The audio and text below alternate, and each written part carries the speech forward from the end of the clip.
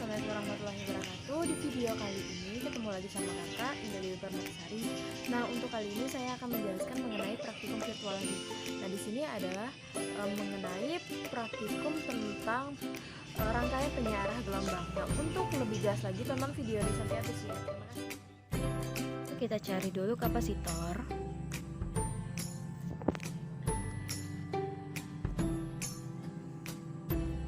Setelah itu kita cari resistor.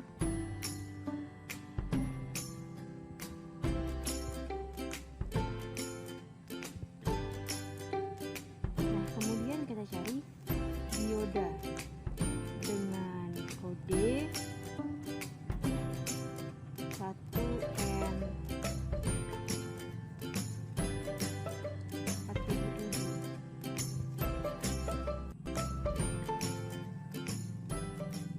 Terus kita cari lagi transformator dengan kode trans 2P3S.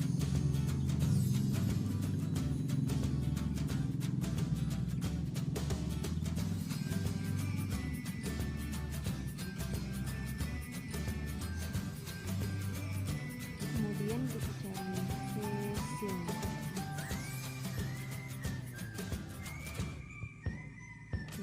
Kemudian kita cari lagi breaking. Cari lagi breakingnya.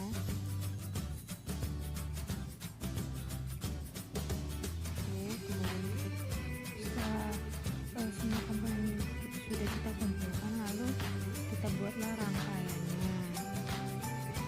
Yang pertama itu kita melakukan praktikum mengenai rangkaian penyiaran setengah gelombang. Nah, di sini kita menggunakan phasing. Kita letakkan di sini. Dan kemudian diodanya, terus resistor, kita rotasikan resistornya. Kemudian kita cari ground, kita juga gunakan ground. Kita letakkan di sini. Kemudian kita menggunakan osiloskop, kita letakkan di sini juga. Nah, kemudian kita rangkai.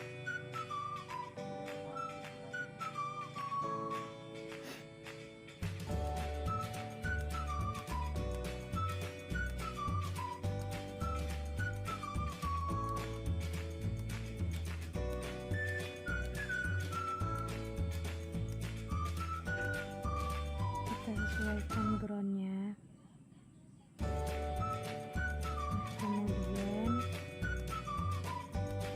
kita channel A kita letakkan di sini dan juga channel B. Nah, di sini resistornya pas 10K. Nah, di sini kita ubah phasingnya itu di mana amplitudenya itu 220 dan frekuensinya itu 50 Hz. Oke. Setelah itu kita simulasikan.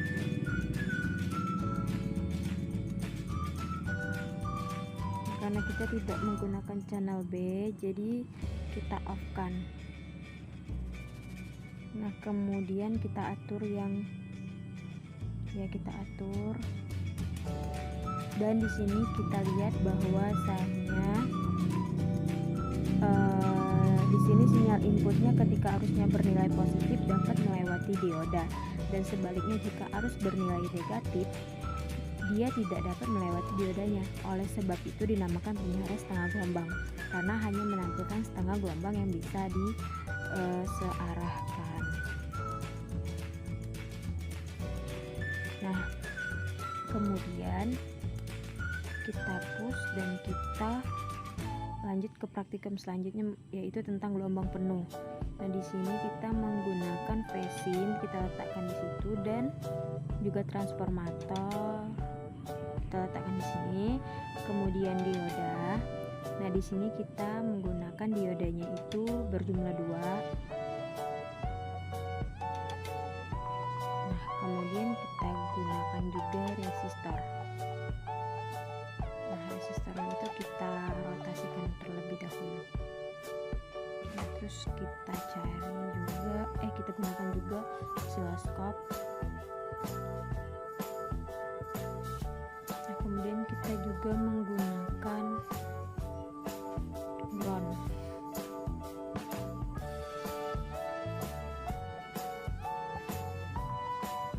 Di sini kita menggunakan 2 ground. Nah, kemudian kita satukan setiap komponennya.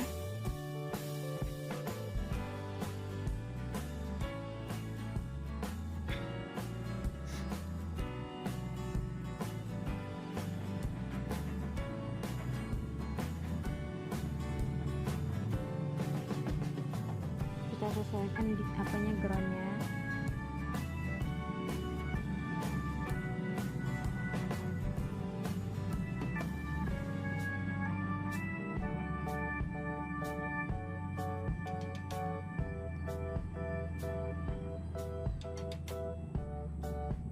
Kemudian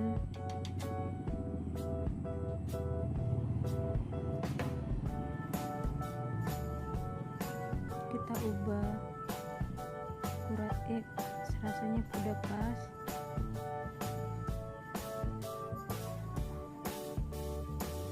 Nah, kita satukan lagi dengan oscilloscope. Channel A dan channel B nya kita sesuaikan. Setelah itu, setelah semuanya terangkai, kita sesuaikan lagi sesuai kepas, dan frekuensinya itu kita gunakan seperti tadi, dimana amplitudenya itu 220 dan frekuensinya itu 50 Hz. Setelah sesuai, kemudian kita OK-in, terus kita simulasiin. Nah, seperti yang kita lihat, ruang hampar masing-masing itu setengah gelombang dioda.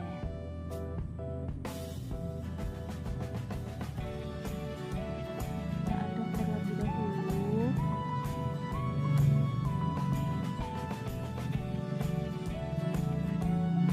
Nah, di sini diisi oleh dioda lainnya, yang mana rata-rata telah melintasi resistor, beban, dan sekarang telah menjadi 2 kali lipat.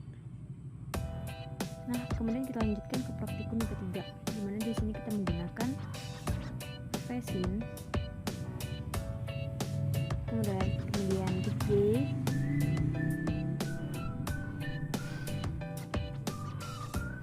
dan juga kapasitor.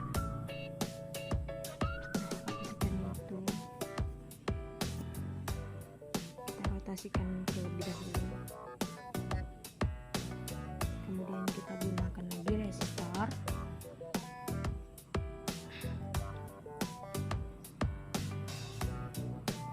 Resistornya sudah kita rotasikan, kemudian kita gunakan lagi ground. Groundnya kita letakkan di bawah kapasitor. Nah, setelah itu kita gunakan oscilloscope. Setelah itu kita rangkai lagi.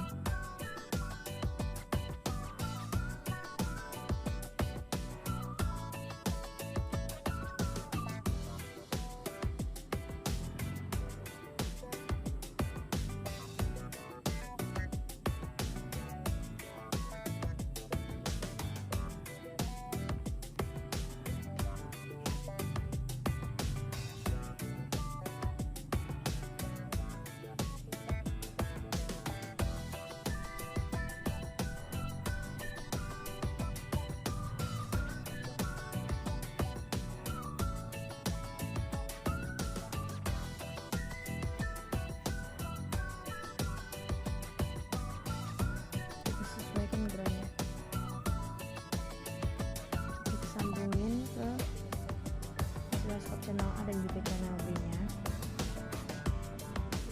Setelah itu kita ubah kapasitornya itu 0,1 nanofarad.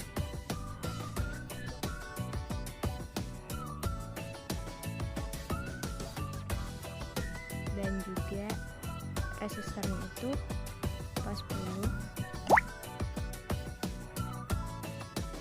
Resinnya kita atau juga kayak tadi 220 amplitudenya dan juga potensinya 50 Hz. Setelah itu kita okein dan juga langsung kita simulasi.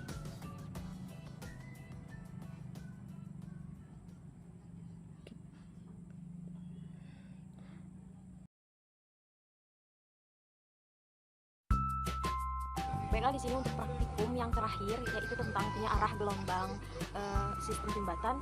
Itu kami mengalami kakak mengalami kesalahan teknis karena Proteus yang kami gunakan itu tiba-tiba error. Nah, jadi di sini saya akan menjelaskan saja mengenai tentang praktikum yang ketiga itu mengenai arah gelombang sistem jembatan.